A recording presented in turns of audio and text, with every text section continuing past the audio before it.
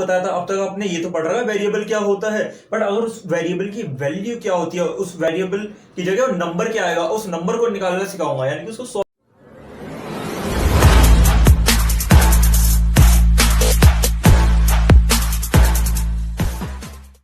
इस वीडियो के अंदर मैं आप लोगों को चैप्टर नंबर 2 का इंट्रोडक्शन दूंगा, ठीक है ना। तो आप लोगों को मैंने चैप्टर शुरू करने से पहले, उसके टॉपिक्स के बारे में बताने से पहले मैं आप लोगों को एक बात बताता हूं। इस चैप्टर के अंदर काफी सारे ऐसे कॉन्सेप्ट्स हैं जो आपने क्लास 6 के अंदर पहले से ही पढ़ रखे हैं, ठीक है जी। उसका इस चैप्टर में इस्तेमाल होगा। भैया वो कौन से चैप्टर था? अलजेब्रा था। अलजेब्रा के अंदर आपने वेरिएबल पढ़ रखा है, कांस्टेंट पढ़ रखा है, टर्म्स पढ़ रखे, एक्सप्रेशंस पढ़ रखे, इक्वेशन पढ़ रखा है। इन सबका यहाँ पर इस्तेमाल होगा इस चैप्टर में।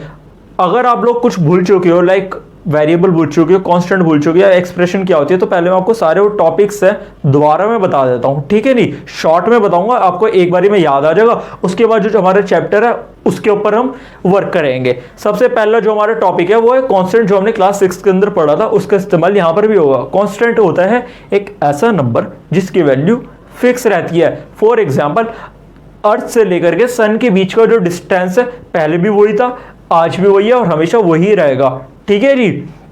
जनवरी में कितने डेज होते हैं? 31 डेज होते हैं सर। तो ये भी क्या है? कांस्टेंट है, ऐसा नंबर जिसकी वैल्यू क्या रहती है? फिक्स रहती है। क्लियर? उसके बाद जो हमने अगला टॉपिक पढ़ा था वो था वेरिएबल। मान के चलता हूं आप लोग ये भूल चुके हो, इसलिए ही मैं आप लोगों को ये सारी बातें बता रहा हूं। वेरिएबल यानी कि ऐसा नंबर या ऐसी वैल्यू जो वेरी करती है टाइम टू टाइम। लाइक जैसे कि मैं आप लोगों को बता दूं, कोरोना वायरस के केसेस, यानी कि आज के टाइम की बात करूं, कल कुछ और थे, आज कुछ और हैं और परसों कुछ और होंगे, यानी कि ये कॉन्टिन्यूसली वेरी करते हैं। जैसे कि टेम्परेचर, ये भी रोज वेरी करता है, कल कुछ और था, आज कुछ और है और कल कुछ और होगा, जो कॉन्टिन्यूसली चेंज होते रहते हैं, इसे कहते हैं वेरिएबल। क्लियर हो गया? तो पहले स्क्रीन के ऊपर इनकी जो डेफिनेशन, इनके मीनिंग्स आ रहे हैं, प्लीज इसको नोट करिए। उसके बाद चलते हैं उसके अगले टॉपिक पे। हमने सारे कॉन्सेप्ट्स पढ़ लिए जो इस चैप्टर के अंदर इस्तेमाल होने वाले हैं। अब हम चैप्टर की तरफ आगे बढ़ते हैं जो इस चैप्टर में कॉन्सेप्ट्स का इस्तेमाल होगा। How to solve an equation. जैसे कि मैंने आपको बताया था, अब तक आपने ये तो पढ़ रहा है वेरिएबल क्या होता है, बट अगर उस वेरिएबल की वैल्यू क्या होती है, उस वेरिएबल की जगह नंबर क्या आएगा, उस नंबर को निकालना सिखाऊंगा, यानी कि उसको सॉल्व करना सिखाऊंगा। बिल्कुल नई चीज है और बहुत ही आसान है, बस ध्यान देना, ठीक है ना। जो कॉन्सेप्ट में सिखाऊंगा, मान लो हमारे पास कोई इक्वेशन है, x प्लस में 5 इक्वल्स टू में 7, ठीक है ना।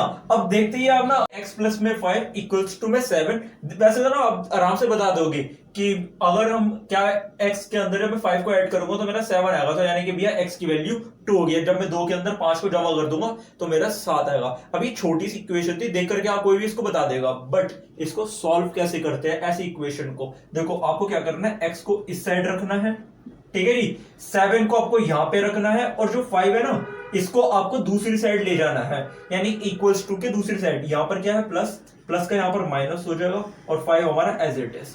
तो x की वैल्यू क्या आ गई? 2। आपको ना वहां पर सॉल्व करके दिखाना है, तुक्के नहीं लगाने हैं कि सर हाँ 2 जमा 5 7 होगा। अभी क्या, जब आगे मैं आपको केसेस करवाऊंगा ना, वहां पे आपको दिक्कत हो जाएगी। ये तो सिंपल था।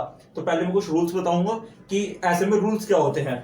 देखो, अगर हमारे पास यहाँ पे दे रखा है प्लस, ठीक है जी, तो प्लस का इक्वल्स टू के उस साइड जाकर के, यानी कि दूसरी साइड जाकर के क्या हो जाता है? माइनस, ठीक है। जैसे कि मैं यहाँ पर प्लस था, दूसरी साइड ले गया तो ये क्या हो गया? माइनस। यही अगर यहाँ पर माइनस लिखा होता, x माइनस 5 होता, तो दूसरी साइड जाकर के इसका क्या हो जाता? प्लस हो जाता। अगर यहाँ पर मल्टीप्लाई लिखा होता तो मल्टीप्लाई का दूसरी साइड जाकर के क्या हो जाता? डिवाइड हो जाता। और यही अगर डिवाइड लिखा होता तो दूसरी साइड जाकर के मल्टीप्लाई हो जाता। बार बार मैं बोल रहा हूं, दूसरी साइड मतलब इस साइड से इस साइड पे। इसे लेफ्ट हैंड साइड कहते हैं, इसे राइट हैंड साइड कहते हैं, ठीक है जी। तो जब एक साइड से दूसरी साइड जाएगी तो साइन क्या हो जाते हैं? चेंज हो जाते हैं। ये इक्वेशन का रूल है।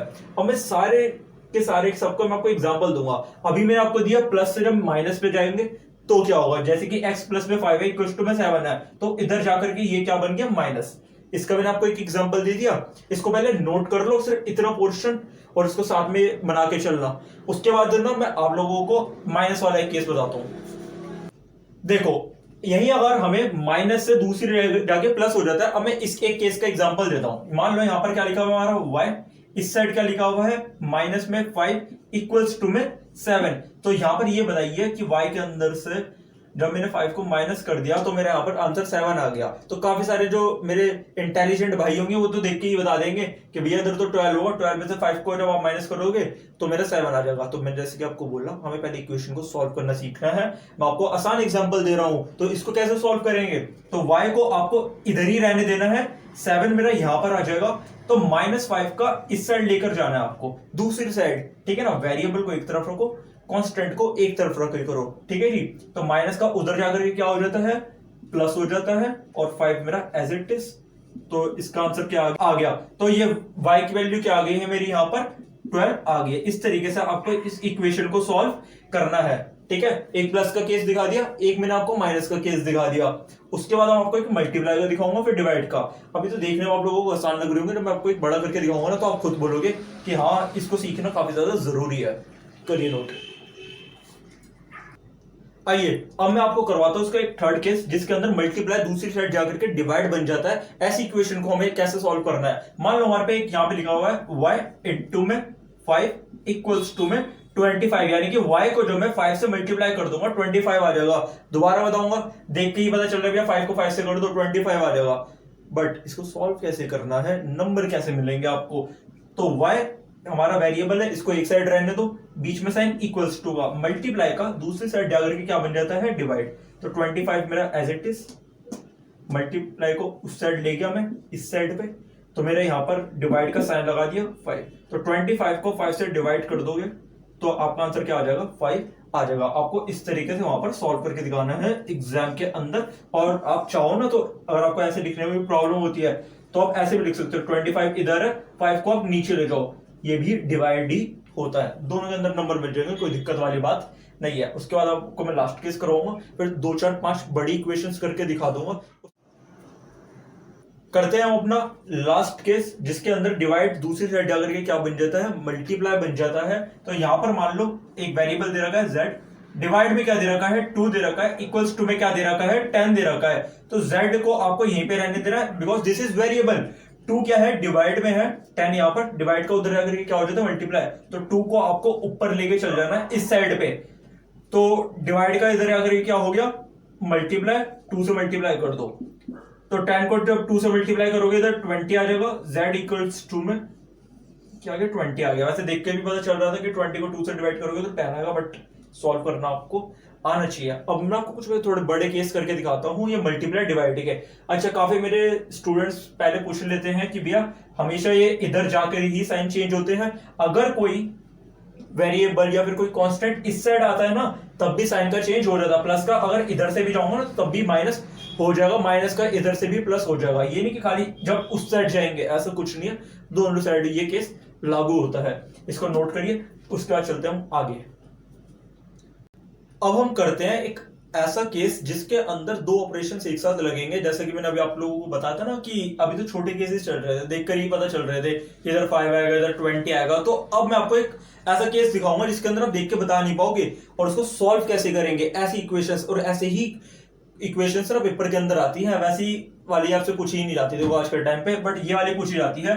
तो 2x यहां पर मैंने लिख दिया, यहां पर मैंने लिख दिया, प्लस 10 इक्वल्स 2 में यहां पर मैंने लिख दिया 100, यानी कि 2x के अंदर जब आप 10 को प्लस करोगे 100 आएगा। अब जरा देख के बता सकते हो कि अब यहां पर x की वैल्यू क्या होगी। अब मैं आपको सॉल्व करना सिखाता हूं। अब तक की जो हमने छोटे केसेस सीखे थे ना, आपको मैंने छोटे छोटे एग्जांपल दिखे थे, अब इसके यहां पर इसका इस्तेमाल होगा। तो सबसे पहला रूल हमेशा याद रखना, वेरिएबल वेरिएबल एक तरफ, कांस्टेंट कांस्टेंट एक तरफ। वेरिएबल पोर्शन आपको एक तरफ रख लेना है, इस साइड रखो या इस साइड रखो एज यूर विश। कांस्टेंट यानी कि इनको कहते हैं जिनके पास कोई वेरिएबल नहीं होता उसको एक तरफ कर देना है। तो पहले मैं यही करूंगा, ठीक है ना। तो 2x क्या है, मेरा वेरिएबल है, मैंने इसको एक तरफ लिख दिया, ओके जी। बीच में साइन इक्वल्स टू का 100 मेरा एज इट इज। जो 10 है इसको मैं इधर ले जाऊंगा, प्लस का इधर आकर के क्या हो जाता है माइनस। इतने में कोई दिक्कत, दोबारा देखो मैंने क्या करा, 2x को मैंने यहां लिख दिया, इक्वल्स टू मेरा ये रहा, 100 को मैंने यहां पे रहने दिया, 10 को मैं दूसरी साइड ले गया, बिकॉज दिस इज कांस्टेंट। तो 100 के अंदर से मैं 10 को माइनस कर दूंगा, तो 2x इक्वल्स टू में यहां पर मेरा क्या आ गया, 90 आ गया। अब देखो मैंने आप लोगों को बता रहा है बीच में कुछ नहीं होता तो मल्टीप्लाई होता है, यानी कि 2 अभी यहां पर x से मल्टीप्लाई है, बीच में कुछ नहीं होता, दोबारा बता रहा हूं मल्टीप्लाई होता है। तो मल्टीप्लाई का दूसरी साइड जाकर के क्या हो जाता है, डिवाइड बन जाता है तो x को आपको यहीं पे रहने देना है, ठीक है, बिकॉज ये वेरिएबल है, और जो 2 है इसको आपको डिवाइड कर देना है। तो 90 यहां पर, और 2 को आप कहां ले जाओगे, इसके नीचे ले जाओगे क्योंकि नीचे डिवाइड होता है, ठीक है जी, और यहां पर लिख दोगे। तो x की वैल्यू क्या होगी, 2 को आप 90 से डिवाइड करोगे तो यहां पर 45 आ जाएगा।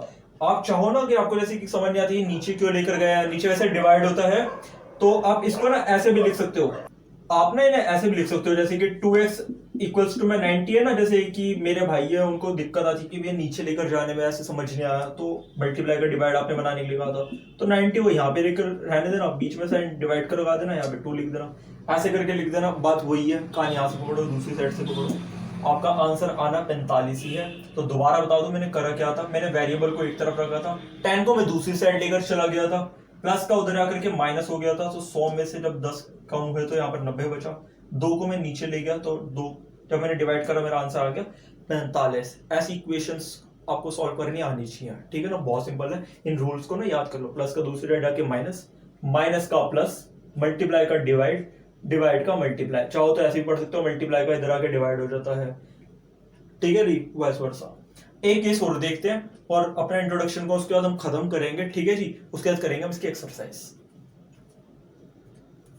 स्टूडेंट्स लास्ट हमें एक और देखते हैं एग्जांपल, यहां पर लिखा हुआ है z अपॉन में 5, यहां पर लिखा है मेरा 10 इक्वल्स टू में, यहां पर मेरा लिखा हुआ है 100, ठीक है जी।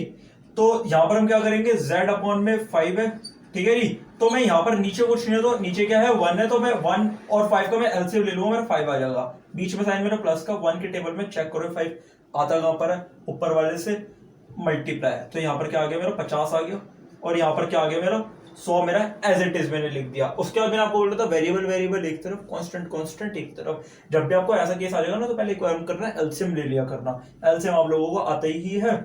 तो अब z प्लस में 50, ये वाला जो पोर्शन है मैं इसको एज इट इज लिख दूंगा, और आपको जब भी ऐसा क्वेश्चन है ना, तो आपको पहले नीचे वाले को ऊपर लेके चल जाना है। नीचे क्या होता है, डिवाइड होता है, डिवाइड का ऊपर जाकर के क्या हो जाता है, मल्टीप्लाई हो जाता है। तो 5 को आप 100 से मल्टीप्लाई कर दो, तो आपका इधर आंसर क्या आ जाएगा, 500 आ जाएगा।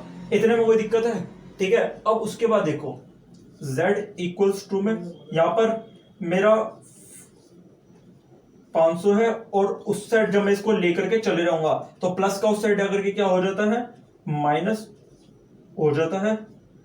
आंसर मेरा क्या आएगा यहाँ पे 450, यानी कि z की वैल्यू क्या आ गई मेरी 450 आ गई है।